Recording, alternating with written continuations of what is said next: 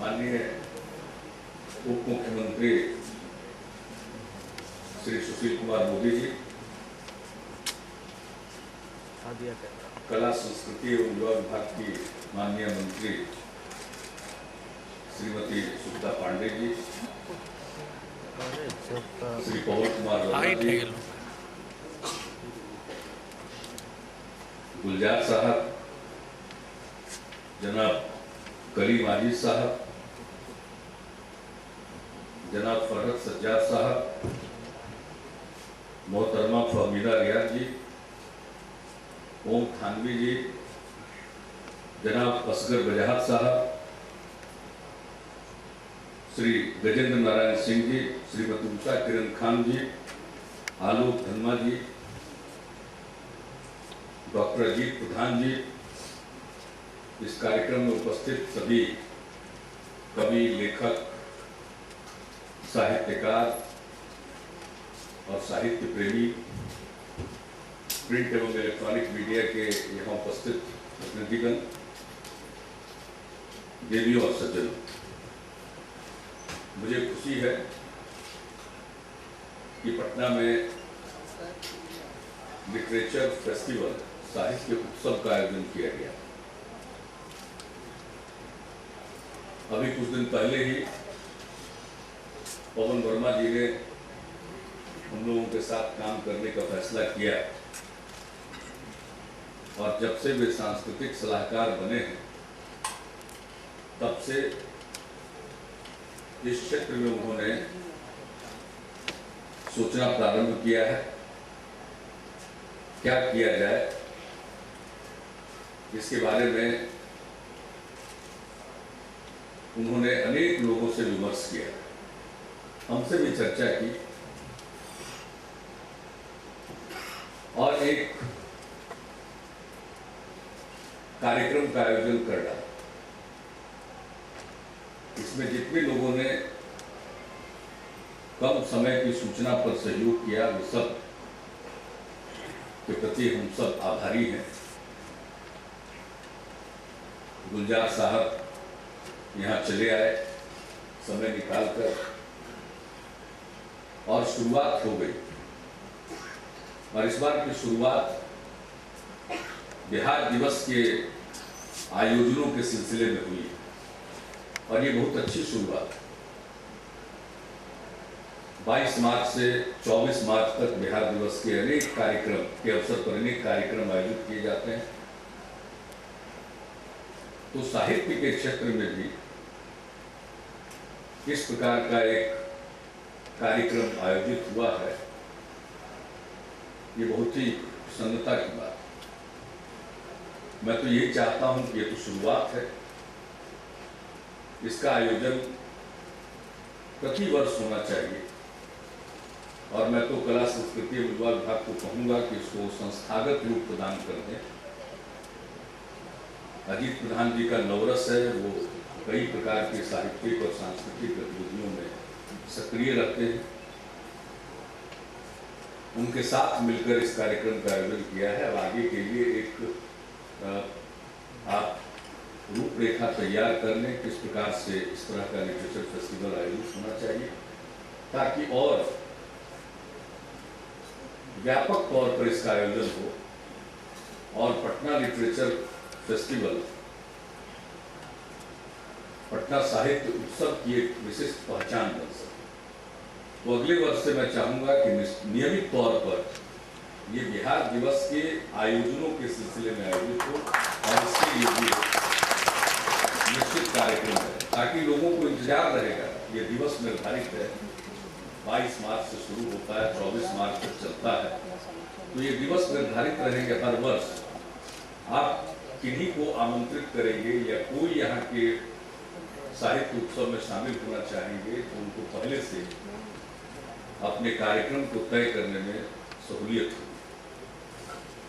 तो मैं चाहूंगा कि इसे संस्थागत रूप आप प्रदान करें और नियमित रूप से, और इसके आयोजन में सरकार की तरफ से जो मदद देनी है हर साल के बजट में उसका प्रबंध कर लें। लेकिन होना चाहिए, इस तरह की गतिविधि होनी चाहिए। पटना में पुस्तक मेला का भी आयोजन वर्षों से होता है, अलग समय पर होता था। पिछले जब बिहार दिवस का कार्यक्रम शुरू हुआ 3 साल से, तो एक पुस्तक मेला का आयोजन किया जाने लगा, लेकिन पटना पुस्तक मेला की अपनी एक विशिष्ट पहचान रही। बहुत जमाने से वो इसका आयोजन करते रहे और बड़े पैमाने पर पुस्तक प्रेमी उसमें जाते हैं और देश भर के अनेक नामी गिरामी साहित्यकार, लेखक, पत्रकार, कवि उसमें भाग लेते हैं। उस अवसर पर कई प्रकार की संगोष्ठियां होती हैं, लोग चर्चा करते हैं, बड़ी संख्या में लोग उसमें भाग लेते हैं। तो पुस्तक मेला भी होता है। अभी इस बार से हमने ये तय कर लिया कि प्रत्येक वर्ष बिहार दिवस के सिलसिले में ही पुस्तक मेला का भी आयोजन हो, क्योंकि उनको भी गांधी मैदान चाहिए। तो गांधी मैदान एक ही बार सब प्रकार की गतिविधियों के लिए, और अभी हम लोगों ने तय कर दिया कि लड़कियों को मार्शल आर्ट की ट्रेनिंग देंगे। तो अगली बार 40 से 50 हजार लड़कियां जो सीखेंगी कराटे, उसका प्रदर्शन करेंगे। अभी 2500 लड़कियों ने किया था मॉड्यूलर स्टेडियम। तो इस प्रकार की अनेक गतिविधियां हों और इसी बीच में शहर में स्थल का चयन कर लें। इसमें जल्दी जल्दी में एक, अब ये सभागार तो छोटा पड़ गया। शुरू में लोग सोचे होंगे कि भाई कहाँ लिटरेरी फेस्टिवल कोई बड़े सभागार में कर दें, और पता चला कि लोग पूरे नहीं आए। तो सोच करके उन्होंने शुरू किया होगा, लेकिन देख लीजिए जो पहला आपने प्रयास किया वही बिल्कुल सफल हो गया, हिट हो गया। मैं समझता हूँ आगे से और स्थल का भी चयन ढंग से करना चाहिए, भाग लेने वालों को भी सहूलियत हो और अनेक प्रकार की गतिविधियां यहाँ पर हो। और फिर कैसे हम लोग इसको, जब लिटरेचर है तो इसका सीधा संबंध पुस्तक से भी है, तो उसके साथ भी जोड़े। इसमें कई आयोजक हैं, तो राज्य सरकार की तरफ से इसमें सहयोग पूरा प्रदान किया जाएगा। लेकिन सिर्फ राज्य सरकार अगर पहल करे तो उसका स्वरूप बिगड़ जाता है, वो सरकारी स्वरूप हो जाता है। सरकार मदद करेगी, लेकिन इसका स्वरूप होना चाहिए गैर सरकारी। ऐसा दिखना चाहिए कि लोगों की पहुंच। और सरकार की जरूरत कब है? जब कुछ पैसे की जरूरत, लेकिन हम मदद करना चाहते हैं, सम्मेलन के कंटेंट या उनकी गतिविधियों को नहीं प्रभावित करना चाहते।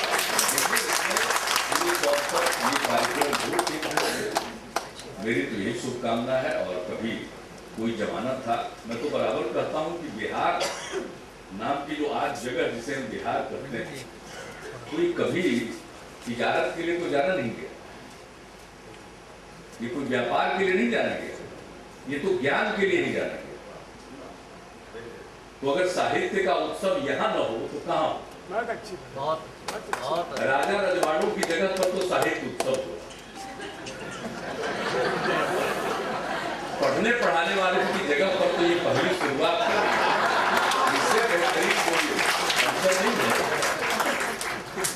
नालंदा विश्वविद्यालय फिर से उदित हो रहा है। अभी कली माजिद साहब को आपने सुना, आप सब जानते हैं, सुनाम धन है, लेकिन रहने वाले कहाँ के? तिल्हाड़ा। नालंदा विश्वविद्यालय के साथ साथ तिल्हाड़ा भी एक ज्ञान का केंद्र था, शिक्षा का केंद्र था, और उनके गांव में आज भी वो मॉन्ड बरकरार है। हम लोगों ने उस मॉन्ड की खुदाई प्रारंभ की है, पवन वर्मा। एएसआई ने नहीं किया, उन्होंने शुरू नहीं किया, राज्य सरकार की पहल पर खुदाई हो रही है और 2000 साल 2500 साल की चीजें वहां निकल रही। वो कली माजिद साहब का ही गाँव, और आपने कली माजिद साहब का कमाल देख लिया, कत्ल करो कि करामात करो। ये तो वो जगह, तो यहाँ जरूर साहित्य उत्सव होना चाहिए। अंग्रेजी से कोई परहेज नहीं है, लेकिन हर चीज में अंग्रेजी अपनी हिंदी, उर्दू, हिंदुस्तानी किसी से कम है, बंगला, कोई भाषा का नाम ले लीजिए तो देसी भाषाएं वो किससे कम है। तो फोकस उस पर होना चाहिए, ध्यान उस पर केंद्रित होना चाहिए। अंग्रेजी वालों को ही बुलाइए, और उनको भी अगर वो नहीं समझते वो हिंदुस्तानी, तो अनुवाद वगैरह की व्यवस्था रखिए। तो पता चलेगा कि इनमें कितनी सृजन शक्ति है। पवन वर्मा जी के लिए तो खासियत है, ये दोनों में पारंगत है। गुलजार साहब की कविताओं का उन्होंने अंग्रेजी में अनुवाद किया है, बखूबी अनुवाद किया है। तो आप तो अब सांस्कृतिक सलाहकार हैं, आपकी पहल से, और सब एक सुविख्यात लेखक भी हैं। तो इस तरह का अगर आयोजन हो, बेहतरीन आयोजन हो, ठीक ढंग से आयोजन हो। और मैं चाहूंगा, आज मैं गजेंद्र बाबू का वक्तव्य पढ़ रहा था, इन्होंने कहा है कि भाई बिहार के लोगों की उपेक्षा नहीं होनी चाहिए, ये हम भी चाहें। मैं उनके सेंटिमेंट के साथ, अगर इस तरह का आयोजन हो तो हमारे बिहार के लोग उपेक्षित न रहे। ऐसा नहीं कि बिहार को कोई इसके लिए आरक्षण की जरूरत है, अनेक प्रतिभाएं हैं, प्रतिभाओं की कमी नहीं है, अवसर की कमी। अगर इस प्रकार का राष्ट्रीय स्तर के कार्यक्रम यहाँ आयोजित होने लगेंगे तो हमारी जो प्रतिभाएं हैं उनको भी अपने आप को व्यक्त करने का एक उपयुक्त मंच मिलेगा, और इस तरह से एक दूसरे को बेहतरीन ढंग से जान पाएंगे। तो सब कुछ गतिविधियां नए सिरे से चल रही है। बिहार का नालंदा विश्वविद्यालय की मैं चर्चा कर रहा था, 200 गांवों की मदद से नालंदा विश्वविद्यालय चलता था। वो जमाना था कि लोगों को कितनी अभिरुचि थी। जिस विश्वविद्यालय में देश के ही नहीं विदेश के लोग पढ़ने आते, उस विश्वविद्यालय को चलाने के लिए 200 गांवों से सहायता जाती।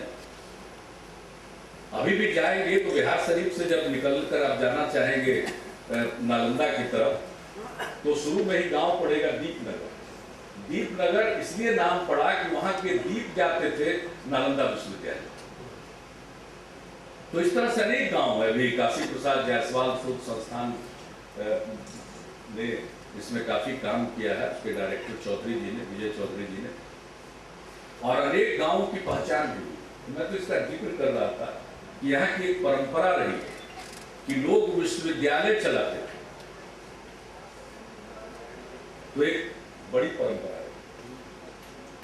तो ऐसी स्थिति में बिहार, पटना वो उपयुक्त स्थल है जहाँ पर ठीक ढंग से लिटरेचर फेस्टिवल का आयोजन किया जाए।